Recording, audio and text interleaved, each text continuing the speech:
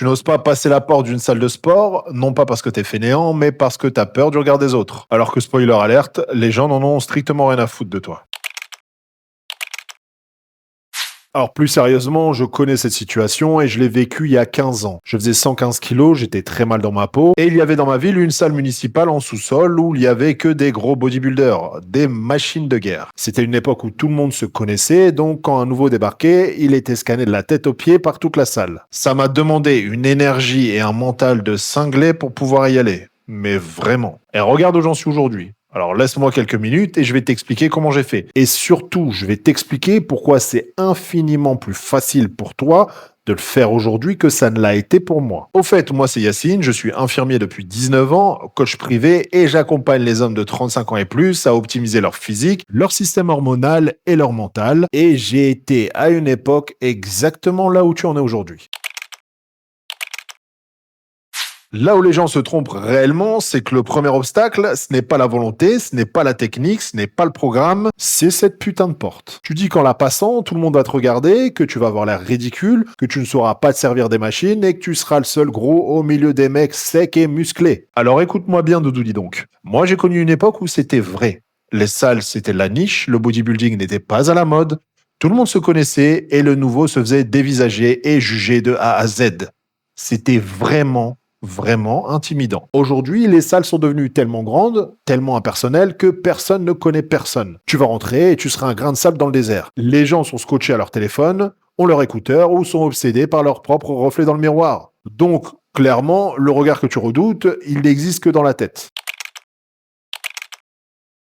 L'erreur classique du débutant motivé, c'est qu'il va arriver à la salle avec un programme de bodybuilder qu'il va trouver sur internet. Il va s'atomiser pendant 2 heures, il va avoir des courbatures pendant 2 semaines et il ne remettra jamais les pieds à la salle. Voire même pire, tomber entre les mains d'un coach sadique qui va le martyriser et qui le dégoûtera totalement d'aller s'entraîner. Ta première séance ne doit pas être bonne. Elle doit juste avoir lieu. 20 minutes, 2 ou 3 exercices, limite tu repars en disant que c'était trop facile. Eh bien, c'est une très bonne chose parce que c'est ça qui va t'assurer de revenir. Pour prendre un exemple qui parle à beaucoup de monde, on va dire que c'est l'entrée qui t'ouvre l'appétit pour pouvoir taper le buffet à volonté et le dessert qui va après. Ce que tu vas construire les premières semaines, ce n'est pas du muscle, c'est une habitude. Le muscle viendra tout seul après, mais uniquement si l'habitude tient. Moi, à l'époque, je ne savais rien faire, mais j'y allais. Et c'est le fait d'y aller encore et encore qui a tout changé. Ce n'était absolument pas la qualité de mes premières séances, elles étaient totalement à chier.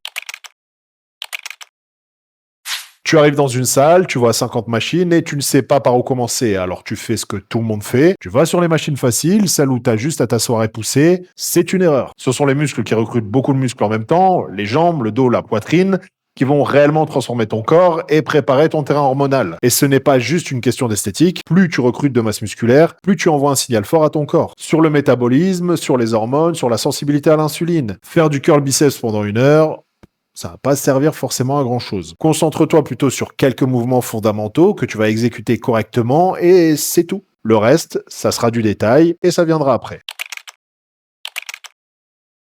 Et là, je vais parler avec ma casquette d'infirmier et je vais être totalement direct. Le truc qui arrête définitivement les débutants, ce n'est pas le manque de motivation, c'est la blessure. Un mec qui se fait mal au dos parce qu'il a voulu soulever trop lourd, trop vite, avec une technique catastrophique, eh ben il arrête. Parfois pour des mois, parfois pour toujours. Et certaines blessures, tu vas les traîner toute ta vie. J'ai vu les dégâts, des hernies discales chez des mecs de 40 ans qui voulaient juste bien faire, des épaules détruites, des genoux foutus, tout ça parce que personne ne leur a montré comment réellement exécuter correctement un mouvement. D'ailleurs, moi-même, j'y ai laissé mes genoux et mes épaules. Ton ego n'a pas sa place dans les 6 premiers mois de pratique. La charge, tout le monde s'en fout. La technique, c'est ce qui va décider si tu t'entraînes encore pendant 10 ans ou si tu vas abandonner dans 6 semaines avec le dos en vrac. Un petit conseil, n'hésite pas à te filmer, regarde tes vidéos et surtout, n'hésite pas à te faire corriger, mais par les bonnes personnes, pas par le fameux mec de la salle. Bah, lui, il faut le fuir. Et ça m'amène au dernier conseil, celui que j'aurais aimé qu'on me donne il y a 15 ans. Moi, j'ai tout appris seul, du moins au début. J'ai fait n'importe quoi pendant des années, j'ai enchaîné les programmes que je trouvais sur Internet, dans Muscle et Fitness, pour ceux qui ont la référence, les conseils contradictoires, les périodes où je stagnais sans comprendre pourquoi. J'ai perdu un temps monstrueux et pire même, je me suis blessé plusieurs fois. Aujourd'hui, quand je vois un mec de 40 ans qui démarre, je sais exactement ce qu'il attend s'il y va seul. 2 ans à tâtonner, 1 ou 2 blessures et une chance sur 2 pour qu'il abandonne en cours de route. Se faire accompagner n'est pas un luxe. C'est ce qui va te faire gagner 2 ans. Éviter les blessures qui te sortent du jeu et avoir un plan adapté à ton corps, à ta morphologie, à ton niveau, à tes habitudes, à ton âge, ton emploi du temps et j'en passe. Ça ne doit pas être celui d'un culturiste de 25 ans. Que ce soit avec moi ou avec quelqu'un d'autre, on s'en fout, peu importe. Mais ne fais pas comme moi, ne perds pas 2 ans à essayer de réinventer la roue. Personne ne te regarde. Ta première séance doit être trop facile. Concentre-toi sur les gros mouvements, la technique avant la charge et fais-toi accompagner. Il y a 15 ans, j'étais à 115 kilos, mal dans ma peau, terrorisé à l'idée de descendre dans une salle en sous-sol pleine de monstres qui allaient me juger de la tête aux pieds et le pire, c'est qu'ils me jugeaient vraiment.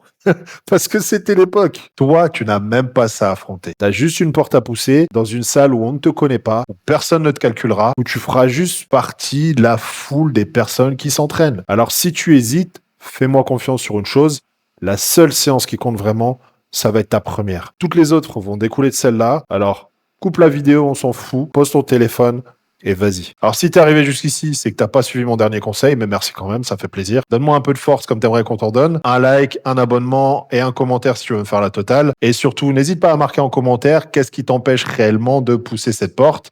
Je lis tous les commentaires et j'y réponds avec énormément de plaisir. Sur ce, à la prochaine.